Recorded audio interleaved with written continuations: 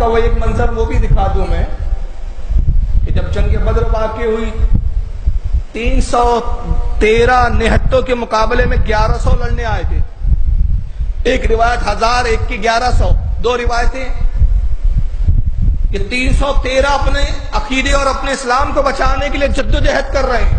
ان کا قصور کیا ہے ان 313 کا کہ یہ 365 معبودوں کے سامنے نہیں جھکتے، یہ ایک اللہ واحد، ایک واحد قہار، ایک رحم کرنے والے خداوند قدوس کے سامنے جھکتے ہیں. قصور یہ ہے. بڑی شمیت کے ساتھ ابو جہل، عتبہ، شیبہ پوری فوج کے ساتھ آئے. جنگ ہوئی مگر اللہ تعالیٰ نے 313 ان کمزور اور ناتواں کو عظیم الشان فتح سے نوازا.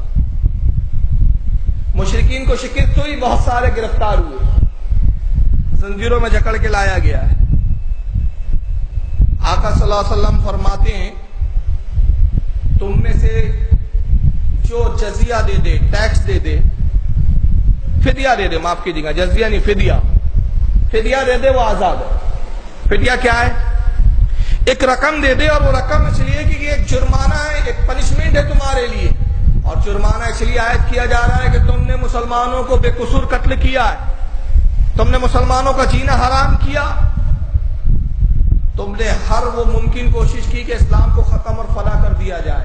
آج تم قیدی بن کر آئے ہو. اختیار میرے پاس ہے، میں چاہوں تو تمہیں قتل کر دوں، لیکن میں قتل کو پسند نہیں کرتا. جاؤ تم آزاد ہو، مگر شرط یہ ہے کہ تم جرمانہ ادا کرو. ایک مشت رقم دو. جو امیر قیدی تھے، جو امیر مشرکین تھے، انہوں نے رقم دے دی. مگر کچھ ایسے بھی مشرکین تھے جو قیدی بن کر آئے تھے لیکن دینے کے لیے پیسہ نہیں تھا ان کے پاس. کہا محمد ہم جرمانہ ادا نہیں کر سکتے. دنیا کا پہلا رہنما وہ سزا تجویز کرتا ہے کہ آج تک روئے زمین پر کسی رہنما نے، کسی قائد نے ایسی سزا اپنے مخالفین کو نہیں دی ہوگی. کیا سزا تھی؟ فرمایا تم جرمانہ نہیں دے سکتے، کوئی بات نہیں، تم میں سے جو پڑھا لکھا ہے، جو پڑھنا جانتا ہے، علم رکھتا ہے، وہ میرے 10 ان پڑھ صحابہ کو پڑھا دے، یہی تمہارا فدیہ ہے، اسی پر تم آزاد. جان کو علم کے بدلے رکھ دیا، علم کے بدلے جان. علم دو اور اپنی جانیں چھڑا دو. کیا پتا چلا؟ نبی پاک صلی اللہ علیہ وسلم کا مزاج علم کو عام کرنا ہے، قتل کو عام کرنا نہیں. اور یہی نشان بزرگان دین لے کر چلے.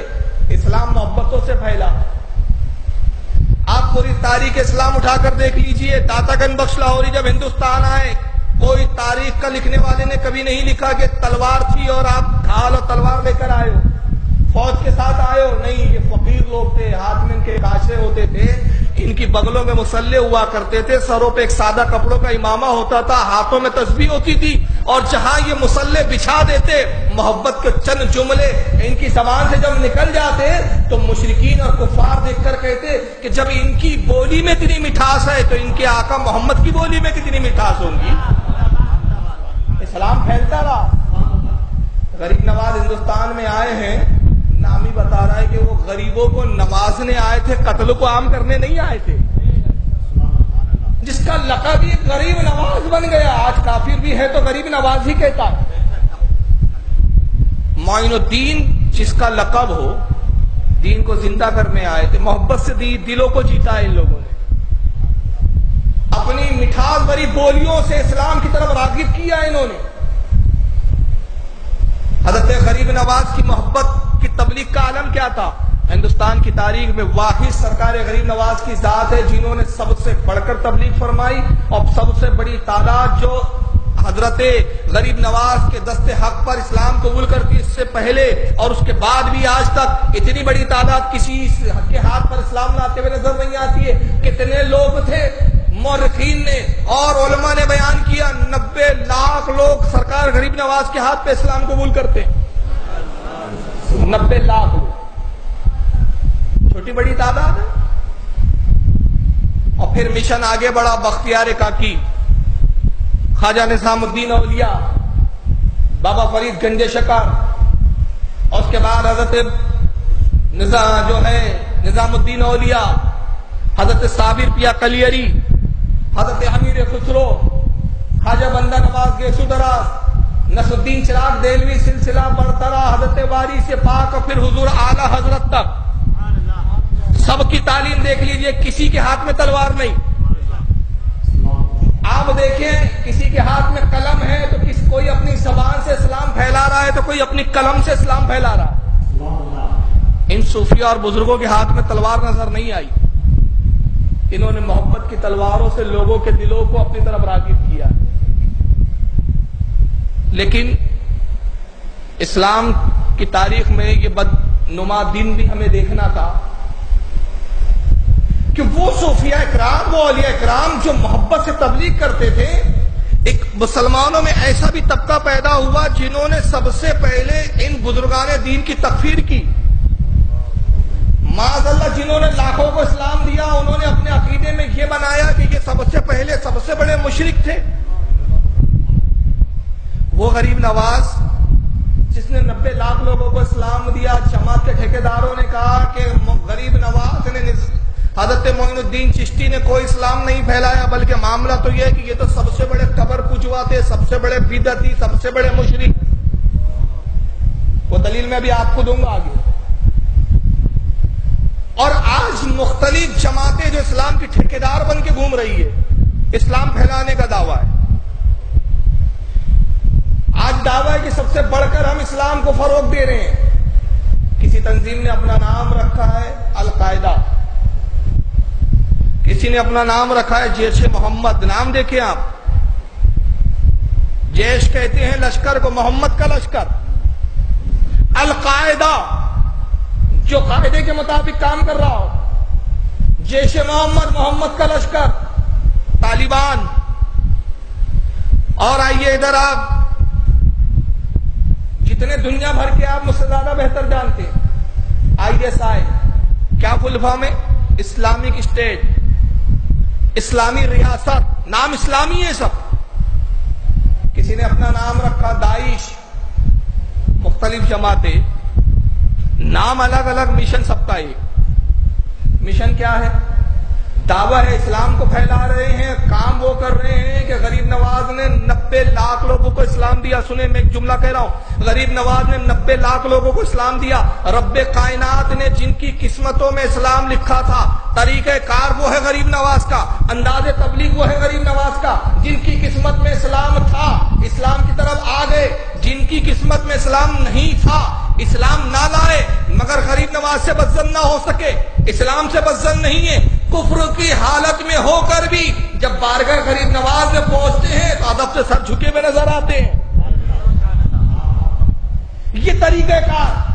اور انہوں نے اسلام کو پھیلانے کا دعویٰ کیا. 4 ڈھنگ کے مسلمان نہیں بنا, ایک ساتھ بہت مسلمان بنا رہے تھے. دھڑلے سے مسلمان, ہمارے یہاں کے پڑھا لکھا طبقہ دیکھو کتنا مسلمان بنا رہا ہے, کتنا مسلمان بنا رہا ہے. اور میں ایک زمانے سے کہہ رہا تھا, ہمارے علماء کہہ رہے تھے سب پاکھنڈی ہے, دھوکہ ہے, فریب ہے, قوم سمجھنے کے لیے تیار نہیں. اب گھر کے بھیدی آئے اور بھیدیوں نے کہا ارے وہ مسلمان بنتے نہیں تھے, وہ مسلمان ہوتے ہی تھے, ڈرامہ کیا جاتا تھا. انٹرویو سنا ہے نا آپ نے, میں نام لے رہا ہوں, کس کی بات کر رہا ہوں؟ ڈاکٹر ذاکر نائک کی. وہ اسلام پھیلا رہا ہے جو اپنا نام نہ بدل سکا اب تک. یہ مسلمانوں کا نام ہے کہ کافروں کا نام ہے؟ جو اب تک اپنا نام نہ تبدیل کر سکا وہ اسلام پھیلانے کی بات کر. اب وہ جو اس کا محافظ ہوا کرتا تھا, باڈی گارڈ ہوا کرتا تھا, CTV پر آ کر انٹرویو دیتا ہے. یہ کلپیں میں نہیں دکھا رہا ہوں, میرے پاس موجود ہے, کیونکہ بیان کو مجھے بہت کم وقت میں زیادہ بولنا ہے, ورنہ میں جتنی باتیں کر رہا ہوں ہر بات کی دلیل میں میرے پاس ویڈیو موجود ہے. اب وہ جو باڈی گارڈ جو محافظ تھا آج پول کھولتا ہے, کہتا ہے کہ ڈاکٹر ذاکر نائک اتنا بڑا خبیث, نماز بھی نہیں پڑھتا, یہ گھر کا بھیدی لنگر ڈھا رہا ہے. جو خود بے نمازی ہے وہ دوسروں کو کیا نماز کی تبلیغ کرے گا؟ آج وہ گھر کا بھیدی بولتا ہے کہ جتنا سعودیہ سے پیسہ آتا ہے یہ خیرات یہ کہہ کر مانگتا ہے کہ غریبوں مسکینوں کی مدد کرنا ہے, لیکن سارا پیسہ چینل پہ خرچ ہو رہا ہے, پراپرٹیاں بنائی جا رہی ہے, اور اسکیموں میں بڑی بڑی بامبے میں اسکیمیں چل رہی ہے, بڑے بڑے فلیٹ, بڑے بڑے کمپلیکس بن رہے, اس میں انویسٹ کیا جا رہا ہے. سارا سعودیہ کا مال جو ہے غریبوں کے نام پر لے کر اپنی ذات پر صرف کر رہا ہے. اب پول کھل رہی ہے. یہ ہے اسلام کے دعوے دار. میں نے سوچا کہ یہ دعوت اسلام کا کرتے آخر وجہ کیا ہے کہ جس انداز میں اسلام پھیلا رہے ہیں کہ غریب نواز کا طریقہ اور تھا، ان کا طریقہ اور ہے. غریب نواز تسبیح ہلاتے تھے، لوگ اسلام میں آ جاتے تھے. یہ بندوق لگاتے ہیں اور کہتے ہیں کہ قرآن کی آیت پڑھیں گا تو چھوڑ دیا جائے گا، نہیں پڑھا تو ہم تجھے یہیں مار دیں گے، شوٹ کر دیں گے. تو انہوں نے ڈھنگ کے 4 مسلمان نہیں بنائے، لیکن کروڑوں کافروں کو معاذ اللہ اسلام سے بدزن کر دیا. اور ایسا بدزن کیا کہ جہاں کسی کی داڑھی دیکھتا ہے کافر اور منہ صاف ہو تو چہرہ دیکھ کر دل میں سوچنے لگتا ہے کہیں آتنکوادی تو نہیں، دہشت گرد تو نہیں ہے. اتنا اسلام کو بدنام کیا. وجہ کیا تھی؟ یاد رکھیے، پانی جب بگڑا ہوا ہو تو اس کے ماننے والے بھی بگڑے ہوئے ہوں گے. ہم علم کی بات اس لیے کرتے ہیں کہ ہمارے بزرگان دین نے علم کے ذریعے اسلام پھیلایا، محبت سے پھیلایا، اس لیے ہم محبتوں کی بات کرتے ہیں. ارے ہمارے یہاں محبت کا تو یہ حال ہے، خدا کی قسم آج تک جتنے آتنکوادی پکڑے گئے ایک بھی سنی نہیں تھا، ایک بھی ٹیررسٹ تنظیم سنیوں کی نہیں، ایک بھی دہشت گرد تنظیم سنیوں کی نہیں، ہو بھی نہیں سکتی. اس لیے کہ ہمارے بزرگوں نے جب ہمیں یہ مجاز دے دیا کہ ارے ہم تو وہ ہیں کہ جو مردوں کی قبروں پر پھول برساتے ہیں، تو ہم کب گوارا کریں گے کہ زندوں پر آگ کے شعلے برسائے؟ ہم وہ قوم ہیں. ہم نے محبتوں سے اسلام کی بات کی کیونکہ ہمارے بانیوں نے بتایا کہ زندوں کا ہی نہیں، ہمارے ہاں تو مردوں کا بھی احترام ہے. ہمارے نبی نے نہیں کہا کہ دیکھو جب تم میں کوئی مر جائے تو آہستگی سے اٹھاؤ، آہستگی سے غسل دو، ہڈیاں نہ توڑو، ہاتھوں کو نہ موڑو، پیروں کو نہ موڑو، اس لیے کہ مردے کو ایسے ہی تکلیف ہوتی ہے جیسے زندے کو ہوتی ہے. ہمیں تو یہ شعور دیا گیا، اور جنہوں نے محمد صلی اللہ علیہ وسلم کو ہی مردہ مان لیا تو وہ پھر کب دوسروں کا احترام کریں گے؟ ہے نا؟ تو بانی جیسا ہوتا ہے. کون بانی ہے ان کا؟ جس کی تعلیمات پر چلنے کے بعد یہ کرور ہو گئے، جس کی تعلیمات کو اپنانے کے بعد یہ دہشت گرد بن گئے ہیں، جس کی تعلیمات کو اپنانے کے بعد یہ سخت دل ہو گئے. رحم نام کی ان کے دلوں میں جذبہ ختم ہو چکا. جب یہ مارنے پہ آتے ہیں تو نہ بچوں کو دیکھتے ہیں، نہ عورتوں کو دیکھتے ہیں، نہ بوڑھوں کو دیکھتے ہیں. ارے جنہیں مارتے انہیں خود نہیں معلوم کہ انہیں کیوں مارا جا رہا ہے. اب مرنے والے کو بھی پتا نہیں ہوتا کہ مجھے کس قصور پہ مارا جا رہا ہے.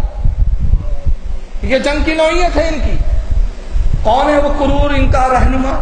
آئیے میں اس کا تعارف حدیث کی روشنی میں کراتا ہوں، اپنی زبانی نہیں بتاؤں گا. آئیے صحیح بخاری دیکھیں. اب بخاری کے بعد تو بات ہی ختم ہو جاتی نا. ایسے کرور اور ایسے بے رحم شخص کا تعارف رسول نے پہلے کرا دیا. صحیح بخاری جلد نمبر اس کی 1، جلد نمبر 3 ہے، معاف کیجیے گا، حدیث نمبر 7054. امام بخاری نے سند بیان کی اور سند پہنچایا عبداللہ ابن عمر تک. عبداللہ ابن عمر کہتے ہیں قالا ذکر النبی صلی اللہ علیہ وسلم، ایک مرتبہ اللہ کے رسول نے دعا فرمائی. سرکار نے دعا کے لیے ہاتھ اٹھائے اور دعا کرتے ہوئے ارشاد فرمایا، عرض کیا رب کی بارگاہ میں، اللہم بارک لنا فی شامنا، اللہم بارک لنا فی یمننا. اے ہمارے پروردگار، اے اللہ برکت نازل کر ملک شام میں، اللہ برکت نازل کر ملک یمن میں. یمن کے لوگ بھی بیٹھے ہوئے، شام کے لوگ بھی بیٹھے ہوئے. اب شام جس کا نام اب سیریا ہے، یمن کا نام ابھی بھی یمن ہے. نجد کے بھی لوگ بیٹھے ہوئے، نجد کے علاقے کا نام ہے. اور اب نجد کا نام کیا ہو گیا پتہ ہے آپ کو؟ اب آپ ڈھونڈیں گے تو سوچیں گے نجد نام کا تو کوئی ملتا ہی نہیں. نجد کو ہی چینج کر کے ریاض کر دیا گیا، جسے آج ریاض کہا جاتا ہے، جو سعودیہ کی راجدھانی ہے. یہی پرانا نجد ہے. نجد کے بھی لوگ بیٹھے ہوئے ہیں. عبداللہ بن عمر راوی کہتے قالوا یا رسول اللہ وفی نجدنا، نجد کے لوگ کھڑے ہو کے کہتے ہیں اللہ کے رسول ہمارے نجد کے لیے بھی دعا کر دیجیے. قال اللہم بارک لنا فی شامنا، اللہم بارک لنا فی یمننا.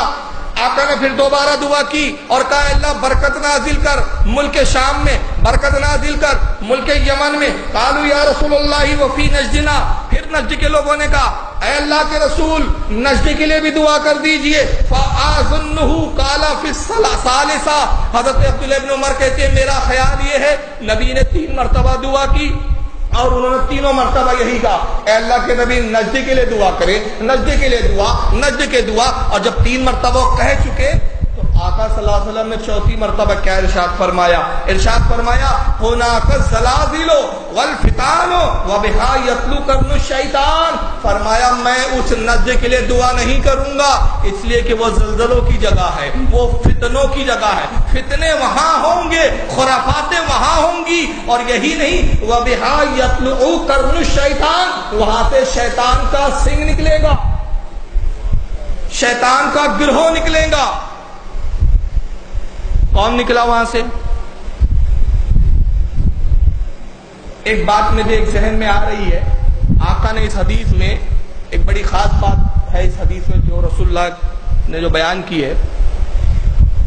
دیکھیں سرکار نے کہا کہ اللہ ملک شام میں برکت نازل فرما، اور ملک یمن میں، جبکہ حضور کی ظاہری حیات میں شام اور یمن میں اسلام نہیں پھیلا تھا، نجد والوں تک اسلام چلا گیا تھا کیونکہ ریاض بالکل لگا ہوا ہے، مدینے کے قریب ہے، مشرق کی طرف۔ ایک وقت آیا ہے شام کا اور یمن کا، بھی پورے شام میں اسلام نہیں آیا ہے، پورے یمن میں نہیں آیا ہے، مگر آقا شام کے لیے دعا کر رہے ہیں، یمن کے لیے کر رہے ہیں اور نجد کے لیے نہیں کر رہے۔ کیوں؟ وجہ یہ ہے کہ نبی کو اللہ نے غیب عطا کیا، غیب دا نبی کی نگاہ دیکھ رہی ہے کہ شام کے لیے دعا، اس لیے کہ ملک شام میں 40 ابدال پیدا ہونے والے ہیں، ہر زمانے میں 40 ابدال شام میں ہوں گے، اور یمن میں اویس کرنی پیدا ہوگا، اویس کرنی ہوگا، اور نجد کے لیے اس لیے دعا نہیں کی، یہاں سے محمد ابن عبد الوہاب النجدی خبیث نکلنے والا ہے۔ آقا نے دعا دے کر بتا دیا کہ کن زمینوں کو دعا دی جاتی ہے اور کن زمینوں کو دعا نہیں۔ جہاں اولیاء ہوتے ہیں وہ جگہ دعاؤں کا مرکز ہوتی ہے، اور جہاں خبیث ہوتے ہیں وہ جگہیں بھی ناپاک ہو جایا کرتی ہیں۔ 1115 ہجری میں پیدا ہوا ایک شخص نجد سے، نام محمد ابن عبد الوہاب نجدی۔ یہی وہ سب سے پہلا آتنکوادی دہشت گرد ہے کہ جس کو آج ساری ان تنظیموں نے اپنا رہنما بنا رکھا ہے۔ داعش سے پوچھو، داعش والوں سے کہتے ہیں ہمارا رہنما محمد ابن عبد الوہاب نجدی۔ طالبان کہتا ہے محمد ابن عبد الوہاب نجدی ہمارے رہنما۔ جیش محمد والے کہتے ہیں محمد ابن عبد الوہاب نجدی ہمارے رہنما۔ IS والے کہتے ہیں محمد ابن عبد الوہاب نجدی ہمارے رہنما۔ لشکر قہر والے، لشکر طیبہ والے، القاعدہ والے، سارے تنظیموں کے ٹھیکیدار جو آج آتنک پھیلا رہے ہیں دنیا میں، کہتے ہیں محمد ابن عبد الوہاب نجدی ہمارے آئیڈیل ہے۔ کیوں آئیڈیل ہے؟ اس لیے کہ یہ پہلا آتنکوادی ہے کہ جس نے 1924 میں سب سے بڑا آتنکواد یہ کیا کہ جنت البقیع کے 60,000 صحابہ کی قبروں کو ڈھا دیا، بلڈوزر چلا کے ڈھا دیا گیا۔ اور پھر جنت المالا پہ اس نے حملہ کیا، مکہ میں جنت المالا کی قبروں کو ڈھایا، اور آج اس کے جتنے گرو گھنٹال ہیں اس کے